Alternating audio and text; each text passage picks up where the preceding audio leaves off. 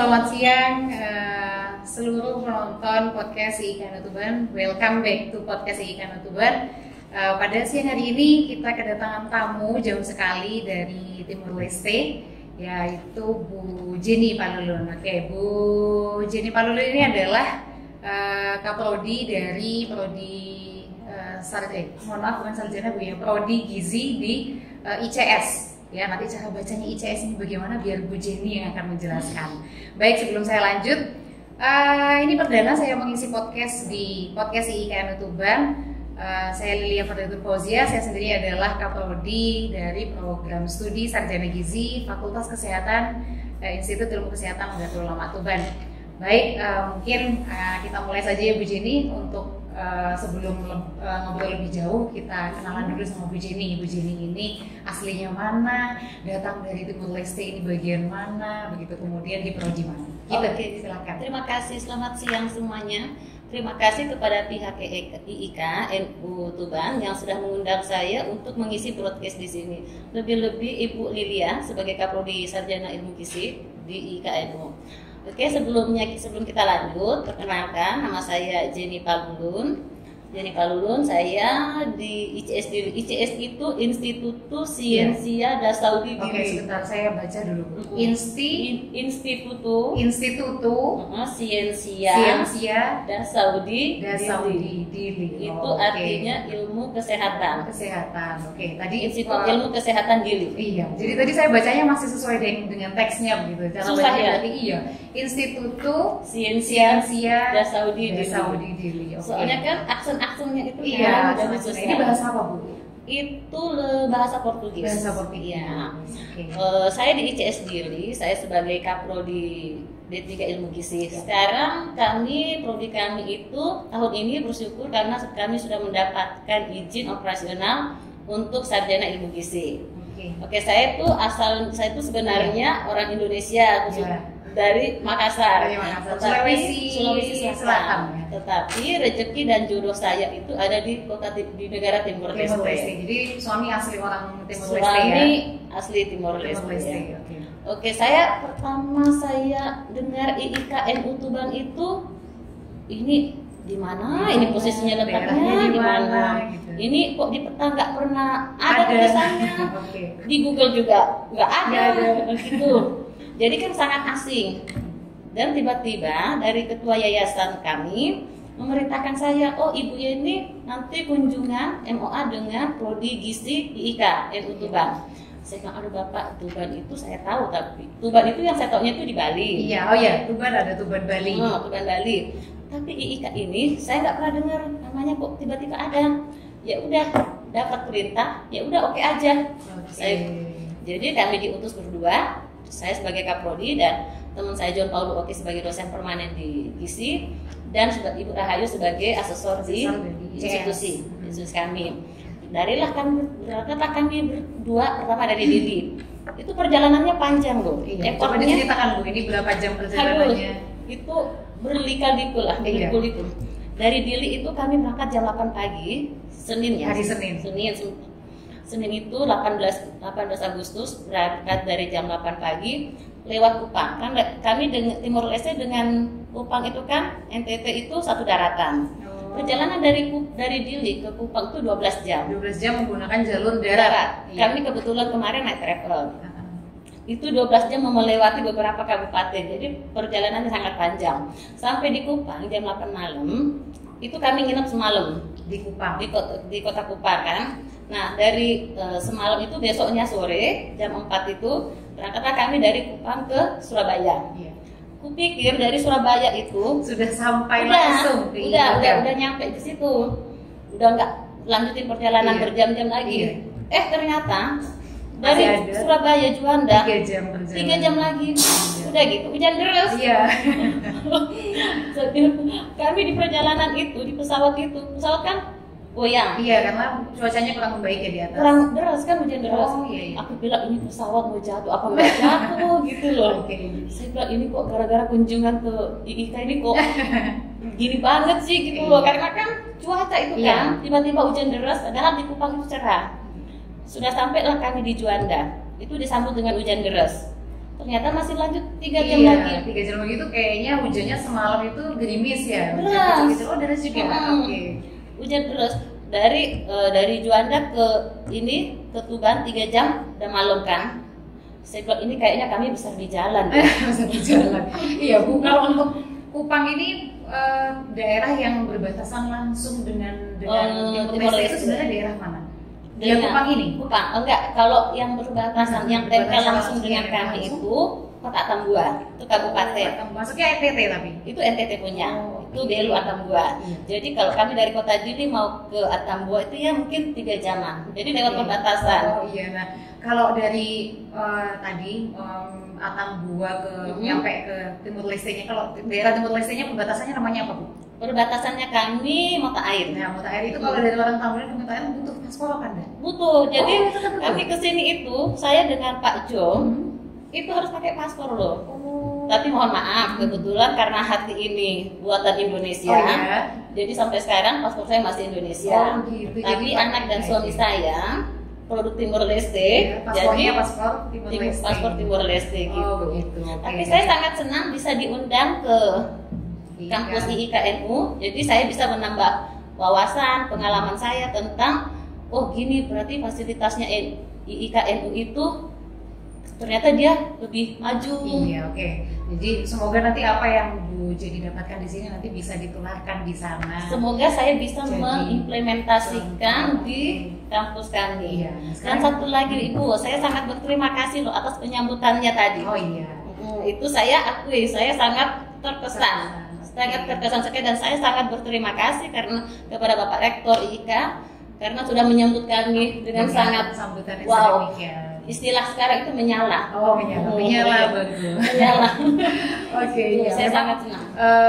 Tamu yang datang ke IIK ini siapapun itu penyambutannya kalau dari Bapak Rektor memang harus sedemikian rupa karena tamu itu adalah raja. Ya, apalagi ini datangnya sudah dari perjalanan yang cukup panjang. Antar negara. Iya, antar negara. Perjuangannya darat, udara, darat lagi. Darat lagi. Ya, begitu. Terus Bapak Rektor itu terbuka loh. Sangat terbuka orangnya, dia bisa selain dari akademik kami juga dapat ilmu tambahan lain tentang usaha. Beliau support system yang bagus.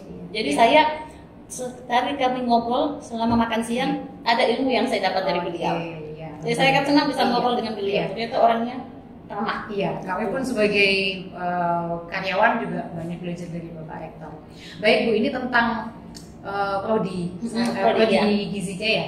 Untuk prodi gizinya kan sebelum upgrade ke sarjana ini awalnya kan D3 ya. Nah, selama prodi D3 ini sudah berjalan berapa tahun sebelum upgrade ini? Kami itu wisuda pertamanya itu D3 gizi itu 2019. Oh iya, berarti sama dengan prodi gizi kami, sarjana gizi ini juga kan tadi penerimaan mahasiswa barunya itu di 2019, tapi izinnya turunnya 2018, maka penerimaannya di 2019. Ya. Berarti baru sama juga umurnya ya? Iya, umurnya sama begitu. Kami alumni sudah ada 6 atau 7 angkatan gitu. Kalau alumni di gizi ini di tempat kami sudah ada 2 angkatan. Ini angkatan yang ketiga baru akan wisuda di bulan September nanti begitu.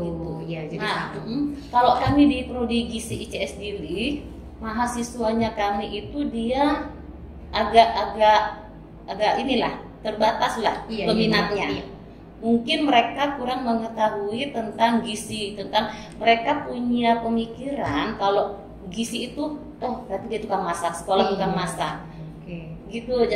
Kalau dari prodinya Bu Jenny sendiri ini yang ketiga tadi, ini kan masalah yang sama, hampir sama di prodi manapun, pokoknya yang hubungannya dengan gizi, dengan gizi ini pasti mindset orang-orang di luar itu adalah kita itu tukang masak gitu ya, lulusnya nanti kerjanya di dapur. Tidak seperti itu. Dari Bu Jenny sendiri dan teman-teman pengelola di prodi ini solusinya bagaimana Bu selama ini yang sudah dilakukan? Dari kami prodi gizi selama ini kami ada sosialisasi, kami langsung ke masyarakat yang di daerah yang di sekitar terpencil, daerah sekitar juga itu kami sosialisasi, kami libatkan mahasiswa dan dosen.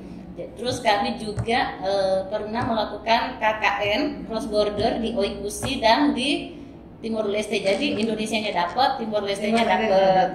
Selama ini sebenarnya sudah berpengalaman ya punya kerjasama dengan negara ada negara Indonesia luar negeri begitu sudah berpengalaman berarti ya. Ya sudah ya. Itu di antara perbatasan begitu. Nanti kalau bisa kita kerja sama sampai di Tuban ini lebih jauh lagi nih begitu. Ya, saya berharap dengan adanya pertemuan hari ini, penandatanganan MOA kita hari ini, saya berharap jangan cuma di kertas saja, jangan hanya di atas kertas saja. Kita mungkin ada implementasinya ke depan kayak gimana. Mungkin kita bisa ada pertukaran mahasiswa atau kita saling mengisi jadi dosen tamu lah istilahnya. Itu tadi yang saya sampaikan ke Bu Jelia, semoga nanti kita bisa saling bertukar pengajar dan mahasiswanya juga nih kalau mahasiswa. bisa. Dan kalau bisa juga dari pihak mahasiswa IIK NU mungkin bisa lah mengadakan KKN praktek di Timur Leste. Oke, bisa direncanakan. Begitu. Jadi kita bisa saling sharing, bertukar pikiran, sharing pengalaman selama menjadi mahasiswa itu gini, dosennya gini. Nah, Bu Jenny, untuk lulusan ini sampai dengan saat ini penerimaan masyarakat terhadap lulusan gizi, terutama di D3 ini, sebagian besar hanya di Timur Leste saja atau ada yang masuk di Indonesia, Pak? Terutama ya, karena Indonesia paling dekat lah ya. Ya, dekat ya. Kalau untuk Indonesia, alumni kami belum, tapi karena di ICS Dili itu kan kami ada 5 prodi ya. Ada ilmu gizi, farmasi, kebidanan, keperawatan, dan laboratorium. Nah, yang keperawatan itu dia sudah diterima di Australia. Australia 1 orang.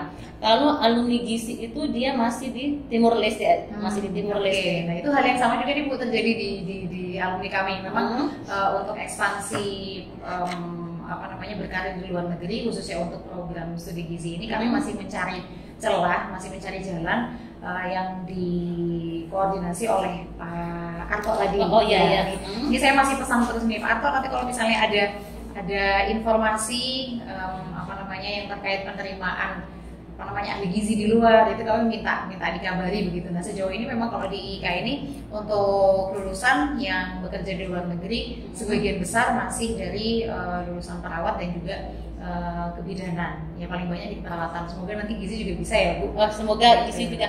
Kami alumni gizi ada yang ke luar negeri, cuma dia ada profesi lagi gitu loh. Jadi nggak sesuai dengan background pendidikannya. Iya, benar juga seperti itu.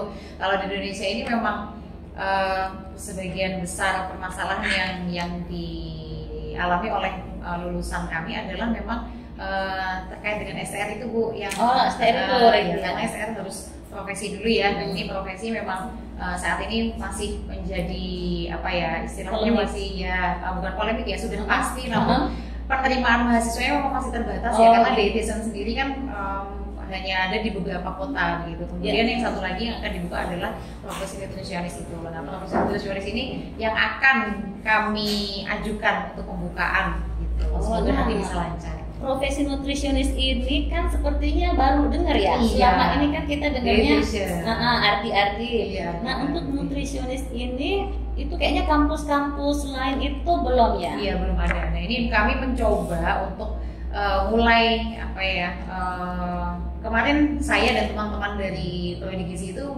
ikut pelatihan dari yang dilaksanakan oleh organisasi profesi perguruan tinggi oleh IPG.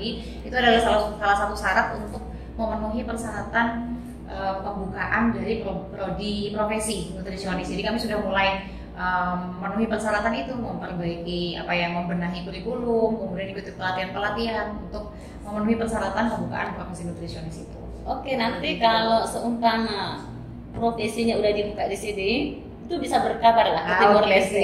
Tapi di Timur Leste juga untuk persyaratan profesi sama ya Bu? Maksudnya sama dengan di Indonesia atau bagaimana? Ada kebutuhan kerjaan itu apakah harus memang profesi atau saat ini itu D3 gitu? Kalau di sana di Timur Leste itu kalau profesi itu mungkin dia belum ada kayaknya, belum ada. Yang profesi gizi itu belum, tapi kalau yang profesi lain udah ada. Cuma gizi yang belum. Jadi kalau nanti pihak IKN udah membuka profesi nutrisionis, mohon berkata ke Timur Leste agar mungkin rekan-rekan kami, saudara-saudara kami di Timur Leste bisa tahu juga. Oh, ternyata di IKNU ada profesi gitu. Oke, siap gitu. Di Fakultas Kesehatan juga ada program studi sarjana, magister ya nanti. S2 ya. Barangkali teman-teman di sana ada yang membutuhkan untuk studi lanjutan S2. Di sini. Baik, mungkin itu saja yang bisa kita bagikan pada hari ini ya. Ini tamu istimewa Bu Jenny Palulun datang bersama dengan rekan dosen Pak Jo tadi ya, Pak Jo. Semoga kedatangan beliau-beliau ini ke Institut Ilmu Kesehatan Nahdlatul Ulama Tuban, terutama ke Prodi Sarjana Gizi, bisa memberikan pengalaman yang luar biasa, ilmu yang luar biasa. Kemudian kami juga tentu saja sudah mendapatkan mendapatkan insight baru juga begitu. Jadi nanti terkait dengan kerjasama bisa kita lanjutkan tidak hanya di atas kertas saja. Oke, gitu. Baik, teman-teman semuanya, sampai ketemu lagi di podcast selanjutnya pada siang hari ini. Semoga bisa menjadi insight untuk teman-teman semuanya, terutama terkait dengan IIKN Tuban dan terutama Prodi Sarjana Gizi. Oke, sebelum saya tutup, pada siang hari ini kami disponsori oleh produk dari, yang ini adalah dari Tipti. Tipti ini adalah salah satu kafe ya atau sentra nutripreneurship yang ada di Institut Ilmu Kesehatan Nahdlatul Ulama, terutama dikelola oleh Prodi Sarjana Gizi. Nah, ini bisa dipesan melalui online marketplace gitu ya, namanya Tipti. Berarti ini udah sudah ekspansi keluar, bisa dipesan melalui online. Oke. Gitu. Ini harganya bermacam-macam, mulai dari harga 5.000 sampai dengan 10.000. Jadi murah saja. Murah meriah ya, teman-teman. Harga mahasiswa. Iya, harga mahasiswa betul. Iya, tadi kebetulan lupa. Tadi saya sudah mencoba minumannya itu yang tadi cappuccino. Cappuccino. Oke, rasanya enak ya. Enak ya. Enak. Cocok dengan harga mahasiswa. Oke, baik, terima kasih. Sampai jumpa lagi teman-teman di lain waktu. Demikian, sekian dari kami. Assalamualaikum warahmatullahi wabarakatuh. Oke, selamat siang. Terima kasih.